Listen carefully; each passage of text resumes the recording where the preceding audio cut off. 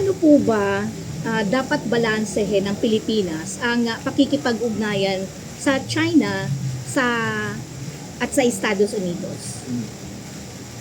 Well, I think yung pakikipag-ugnayan naman dun sa dalawang malalaki at malalakas na bansa, hindi naman yan dapat black and white eh. Hindi yan dapat maging zero-sum na polisiya eh. We can actually maintain better relations with both countries, no? And I think for a lack of a better articulation, no, it's really trying to maintain an independent foreign policy as much as possible. But the question is, how do we do that? No? And I think it's up to every president to craft independent foreign policy the way he sees fit. No? But yun nga, I don't think it's not doable. No? Our other neighbors have done it successfully.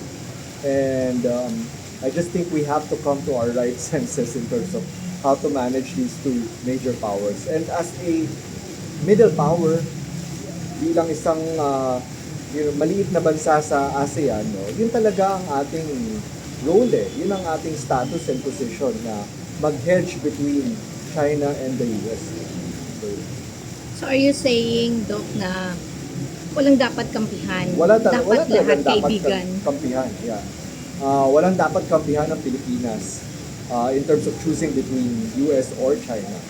I think kaya ng Pilipinas na mag-maintain ng magandang relationship between these two superpowers. Ano po ang pangmatagalang estratehiya na dapat isulong ng Pilipinas dito sa WPS, sa West Philippine Sea o South China Sea? Bigat yan. Matagalang polisiya.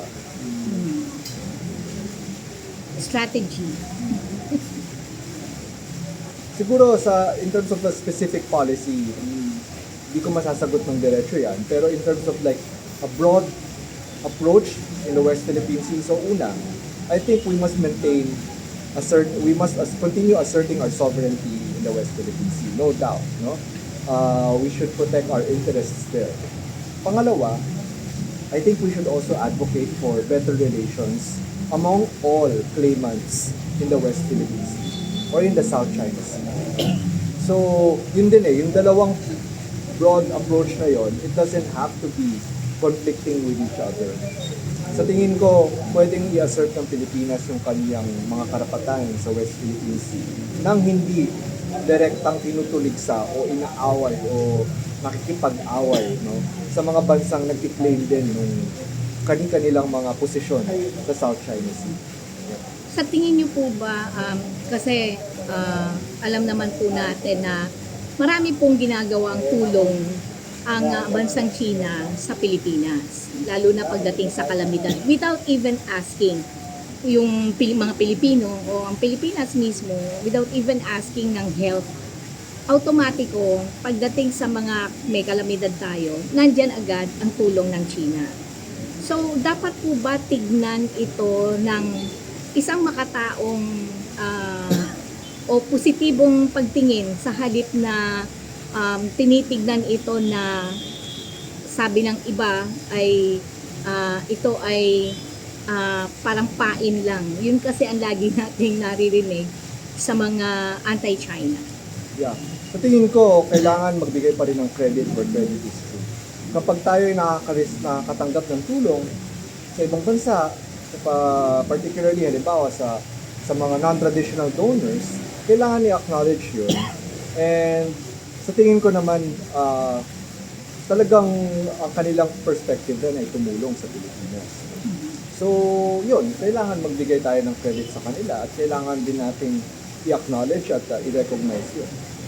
Sa iyong pananaw, Doc, posible pa bang magkaroon ng mas matatag na relasyon ang Pilipinas at China sa kabila ng mga sigalot sa karagatan?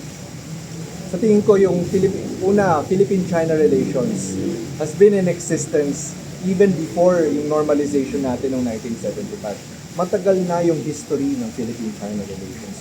At sa tinagal ng history natin, itong sigalot sa West Philippine Sea ay produkto lamang ng nakaraang 3-4 na dekada. No? So, kung iisipin mo, yung sigalot na yan na tinutukoy natin, maliit na porsyento lang yan ng mahaba nating pakikipag-ugnayan with China. So hindi imposible na magkaroon tayo ng magandang na maituloy natin yung magandang relasyon natin, yung peaceful relations natin with China. Ano po? Kasi baka may appointment daw siya. Ay, sagpa tapos na po Okay lang. ako.